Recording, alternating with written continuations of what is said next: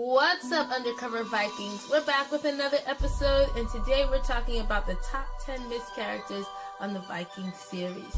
I was going to stick to just Vikings, but there were some really good key characters in the show that are no longer there that were not Vikings, so I thought they should be included in this list too.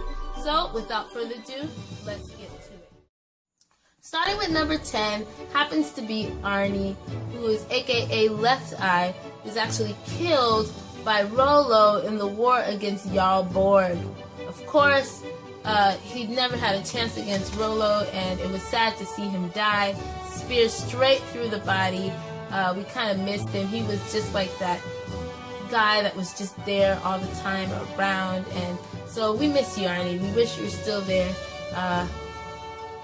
Valhalla to you, man. Valhalla to you. The next we're going to give a shout out in number 9 is Theory. Theory happens to be the daughter of Siggy and Haraldson, Earl Haraldson, who actually died from sickness, some kind of sickness that was passing through the village, and she ended up dying along with number 8, our girl Gyða, who also died in that same sickness plague that happened to their city. There was a really emotional speech for Ragnar to his daughter. Really touched a lot of people. We miss you, Gyða. We wish you could have seen more years of Gyða, but you know, rest her soul. Hopefully she's in Valhalla waiting for her dad and her mom. Moving on to number 7, we have Leif, who actually decided to get slit by the throat. He took death in honor because they went up to get these sacrifices done, which was like really weird and freaky, but they did, and Athelstan was being taken up as the human sacrifice, but because the gods didn't want him, he still believed in God, so poor Leif took his place as an honorable sacrifice. Like, he kind of like guided Athelstan a little bit in that episode and ended up taking his place, so it was sad to see him go. We miss you, Leif. Rest in Valhalla. Next we're going to go to number 6, which I'm gonna put it out there, folks. Quenthrith. I know some of you are like, what? Quenthrith? She shouldn't even be on this list. She ain't a Viking. But Quenthrith was wild. I think she gave us a lot of laughs with her sexual innuendos and how she was constantly sleeping with everybody. Everybody was like, she's a, you know. But yeah, Quenthrith, I think a lot of people just decided, hey, we miss her too. We miss her. Who's going to be that one chasing down all the men in the village, you know? And to think, they're always traveling together. Who are they sleeping with? Because they be raping a lot of women. They didn't have to rape Quenthrith. She went willingly, honey. And she liked her Viking. So, yes, she deserves to be on this list. And who knows, maybe Ragnar is the father of Magnus, and I'm shooting for yes. Yes. Even though we didn't see them sleep together, but she slept with quite a few men, so who knows? Can we call Maury? DNA? So moving on, let's go to number 5, and we're gonna give that to Calf. OMG! Calf. Guys, come on. Calf was hot looking. All he wanted to do was make a name for himself.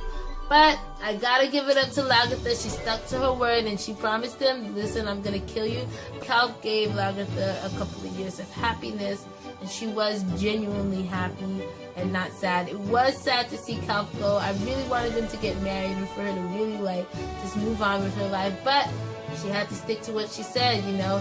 I wish he never stole that earldom from her, but I guess every Viking has to make a name for themselves. So, Calf, we're going to leave you there at number 5, man. We miss you. And now going to number 4, guess who it is? Jarl Borg. Yes, Jarl Borg, Mr. Blood Eagle himself.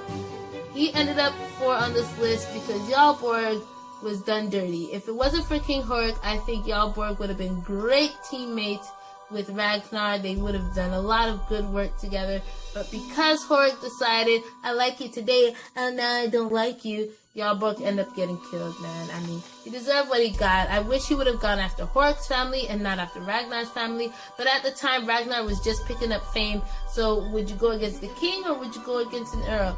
I think he'd go against Nero. So he went against Ragnar and ended up losing badly.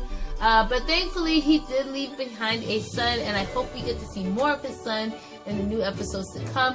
Ragnar did respect Jarborg and gave him an honorable death, so I'm pretty sure Jarborg is in Valhalla.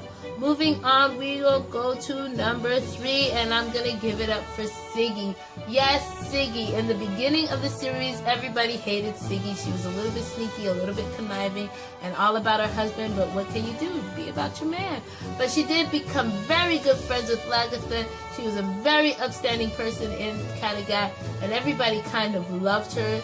She was there for Rollo in his time of depression, and it was really sad to see her go, but it was happy to know that she's in Valhalla with her husband, her 2 sons, and her daughter.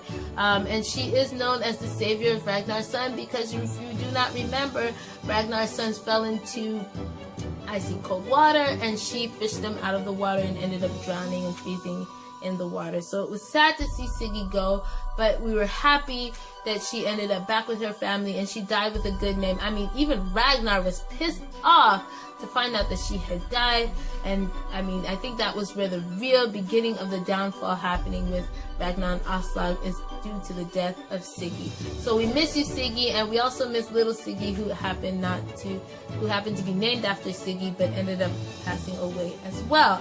Going on to number 2 is Torsten. Yes, Torsten has to be number 2 because everyone loves Torsten, and his death was like so heart-wrenching and sad. I mean, it's got to be one of the second saddest deaths in the Viking series. It had to have been Torsten. He's been there with Ragnar since day 1. Day 1, Torsten has been there. He's done so many things. He faked his death when he took those herbs so that King Hork could think that Floki was on his side. He's, played that crazy dart game with the beer bottles. I mean, he had so many relaxing moments with Ragnar and the whole gang. And to see him go was very heart-wrenching. And they all, I think it hit Floki the hardest to see him go. But we saw Ragnar just depressed about it. We saw Rollo depressed about it. I mean, Torsten was a tough member of the gang to have let go. And as you can see, he kind of got stabbed in the arm got infected. They chopped off his arm to kind of help him, but he was still getting sick, so he basically put his life on the line. When they went against the fight in Mercia, he kind of put himself there first so they could know what they were up against, and ended up dying. So he died an honorable death, but it was still sad to see him go. Torsten, we love you. Rest in Valhalla. Going on to number 1, the one you've all been waiting for, and the one you all know would obviously be number 1, and that is Athelstan. Athelstan is technically a Viking and not a Viking, but in all our hearts, he was a main, integral part of the show, and he was the character that everybody loved. Whether you were a Christian or you were a Viking, you loved Athelstan. And Athelstan ended up dying at the hands of Floki, who basically bashed him in the head and ended up killing him.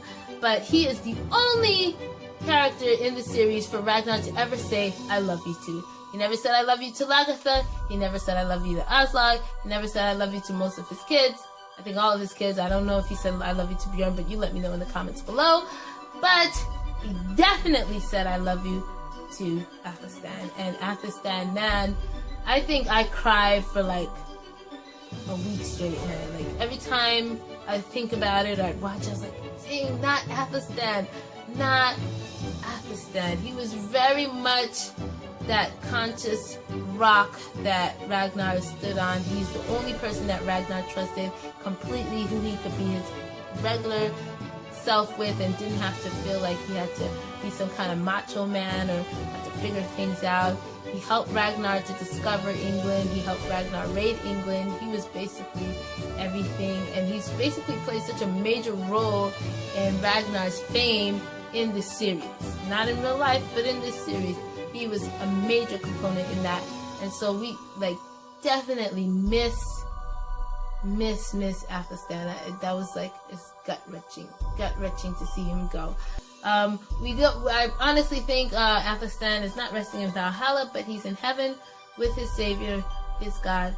So, and it was that beautiful speech that Ragnar gave when he buried him was so touching. It was so touching. I have this great clip. I'll put it right here so you guys can see it. Man, I'll never forget those words. And it was just so sad to see him go. Those are my top 10 most missed characters in the Vikings series. Let me know if you agree of their order that they were placed in, or if you think someone should have been higher than the other. Definitely Athelstan will always be the number one worst loss that we had in that show. He should have been there much longer. We would have loved to see him in Paris. And so without further ado, Undercover Vikings, we out.